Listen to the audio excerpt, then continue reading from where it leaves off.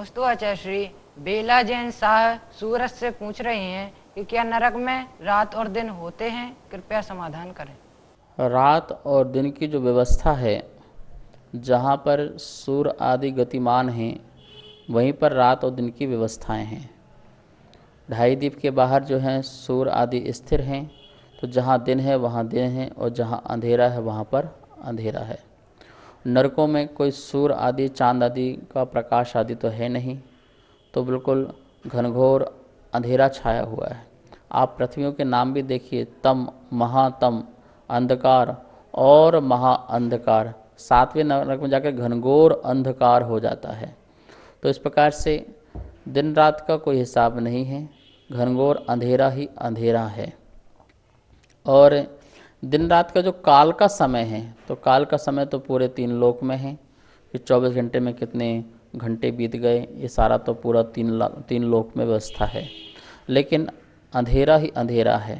वहाँ कोई विमान तो नहीं है जो रत्नों का प्रकाश हो, कोई भवन नहीं है जो मणियों का उसमें प्रकाश हो।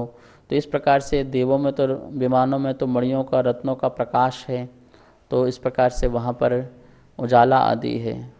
नरकों में तो घनघोर अंधेरा ही है और वह नारकी ऐसे अंधकार में अपना जीवन यापन करते। नमस्ते आचार्य श्री। दीपा जैन महाराष्ट्र से पूछ रही हैं कि जो आपको अंतेवासी की उपाधि दी है उसका क्या मतलब है, कृपया समाधान करें। आचार्य गुरुदेव श्री विद्यानंद जी मुनिराज ने जब 2010 में उपाध्याय पद दिया था, तो उस समय उन्होंने मुझे अंतेवासी कहकर के संबोधन किया था। महानुभाव किसी भी दिगंबर दीक्षा होती है तो उसमें जो गुरु है अपने शिष्य को 3 बार भो अंतेवासिन, भो अंतेवासिन, भो अंतेवासिन ऐसा संबोधन करते हैं। पिच्छी देते समय भो अंतेवासिन, पिच्छी ग्रहण, शास्त्र देते समय और कमंडल देते समय, ये 3 संयम के उपकरण जब भी देते हैं और गुरु अपने शिष्य को दीक्षा या पद देता है, तो उस समय भो अंतेवासिन ऐसा कहकर के संबोधन करते हैं गुरु। अंतेवासी का अर्थ होता है जो गुरु के चरणों में या उनकी आज्ञा में अंत तक वास करता है। जैसा उन्होंने कहा है वही उसको स्वीकारना, अन्य नहीं।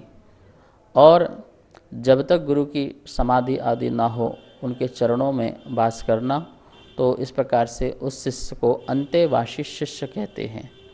मुझे आचार्य श्री ने यह अंतेवासी देते समय कहा था कि जब तक मेरी समाधि ना हो तब तक तुम मेरे साथ रहना, बस मेरा अच्छा समाधि मरण कराना।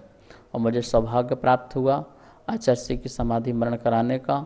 जो उन्होंने कहा वह बिल्कुल पूरा का पूरा हुआ। तो उसी को ध्यान में रखते हुए अंतेवासी यह पद जो है गुरु का दिया हुआ उपहार है। नमस्ते आचार्य श्री। ममता जैन मॉडल टाउन दिल्ली से पूछ रही हैं कि हमारे जैन धर्म में नज़र लगना, इसका क्या महत्व है और क्या यह हमारे जीवन में प्रभाव डालती है, कृपया समाधान करें। जैन धर्म सभी व्यवस्थाओं को साइंटिफिक रूप से मानता है, वैज्ञानिक रूप से मानता है। जैसे कि बच्चों को नज़र आदि लग जाती है तो हम लोग उसकी नज़र उतारते हैं तो बच्चा आदि स्वस्थ हो जाता है। तो हर चीज़ में नज़र लगती है। नज़र मतलब सामने वाले व्यक्ति के विचार, सामने वाले व्यक्ति की भावनाएं अच्छी हैं या बुरी हैं। दूषित विचार होते हैं तो हमारे आसपास जो पौद्गलिक वर्गणाएँ हैं, उन वर्गणाओं के माध्यम से सामने वाला जो व्यक्ति है या वस्तु है उसमें कहीं न कहीं किसी न किसी प्रकार का फर्क उसमें होता है। देखिए, एक समुद्र घात भी होता है। यदि तीव्र कषाय यदि होती है तो आत्मा मूल शरीर को छोड़े बिना बाहर निकलती है और सामने वाली वस्तु या व्यक्ति पर अटैक भी करती है। तो इस प्रकार से जैन दर्शन के अनुसार और साइंटिफिक देखा जाए तो जैसा हम ओरा बनाते हैं अपना भावनाओं से, वह ओरा डेवलपमेंट जो होता है वो पौद्गलिक वर्गणाओं का हो जाता है। उसके कारण हम बुरा विचार बनाते हैं तो उस बुरे विचार से सामने वाला व्यक्ति इफ़ेक्ट पड़ता है, और अच्छा विचार बनाते हैं तो अच्छे विचारों से सामने व्यक्ति या वस्तु में इफ़ेक्ट होता है। तो इस प्रकार से जैन दर्शन इसको स्वीकार करता है। और जब हम सामने वाला व्यक्ति हमारी नज़र उतारता है, नमोकार मंत्र पढ़ता है, अच्छी मंगल भावना रखता है, व्यक्ति शुद्ध हो जाए, व्यक्ति स्वस्थ हो जाए, तो उसके कारण वहाँ के परमाणु जो हैं अशुद्ध हैं वह दूर हो जाते हैं और व्यक्ति जो है अपने आप को एक हल्कापन सा महसूस करता है। तो इस प्रकार से यह व्यवस्था होती है। लेकिन यदि इसमें कोई देवी देवता या कोई व्यक्ति ऐसा करा रहा है तो ऐसा हुआ, ऐसी मान्यता मिथ्या मान्यता है, ठीक है ना। ये सब जो है अच्छा बुरा हमारा जो होता है वो कर्म के उदय से होता है, सामने वाला व्यक्ति से निमित्त मात्र को होता है। और ये उपचार है, हम नमोकार मंत्र के माध्यम से, भगवान का नाम लेने माध्यम से, या उस पर प्रेयर अच्छी करने से, प्रार्थना अच्छी करने से स्वस्थ हो जाए, ठीक हो जाए, तो भी सामने वाला व्यक्ति ठीक हो जाते हैं, यदि हमारा कर्म का अच्छा उदय होता है तो। नमोस्तु आचार्य। श्रीमती किरण जैन छावड़ा से पूछ रही हैं कि नरक में अंधकार होता है तो नारकियों को दिखाई कैसे देता है, कृपया समाधान करें। नारकियों में वहाँ पर घनघोर अंधेरा होते हुए भी उन्हें आने जाने, अपने बिल में, ये तो निश्चित है कि अपने बिल से बाहर नहीं जा सकते हैं। वज्र की दीवारें हैं और इतना ऊंचा है कि वो उस बिल को पार नहीं कर सकते। एक बिल में बहुत नारकी जीव रहते हैं तो वो बिल को पार नहीं कर सकते हैं। रही बात देखने की, तो वो अपने अवधि ज्ञान आदि के बल से वह देख सकते हैं, चाहे उनको कुअवधि ज्ञान हो उसके बल से वो देखते हैं, अथवा इस प्रकार का वैक्रिक शरीर है और इंद्रिय आदि की बनावट।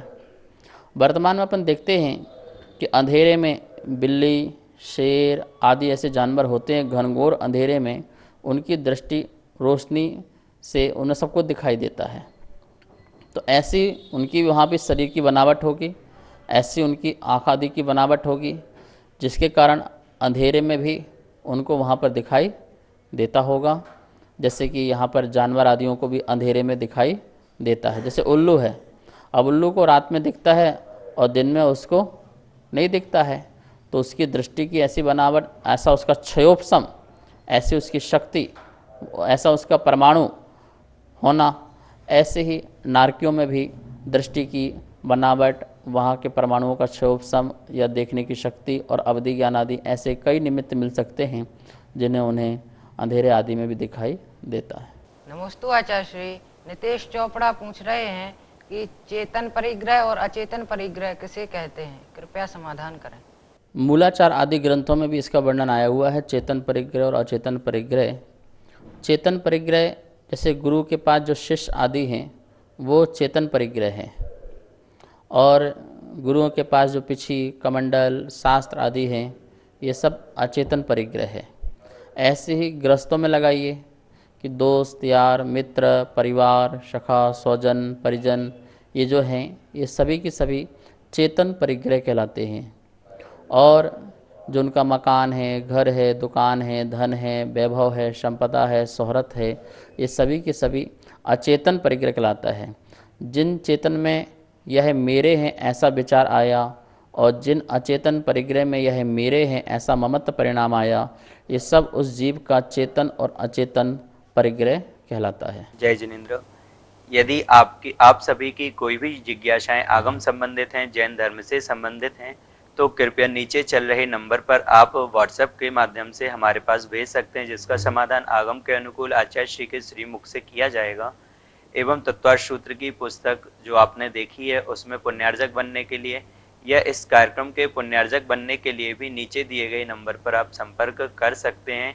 यदि आपको पुस्तक प्राप्त करनी है तो उसके लिए भी आप व्हाट्सएप के माध्यम से हमसे संपर्क करके आप पुस्तक को यहाँ से प्राप्त कर सकते हैं। पुस्तक आपके पास कुरियर के माध्यम से भेज दी जाएगी।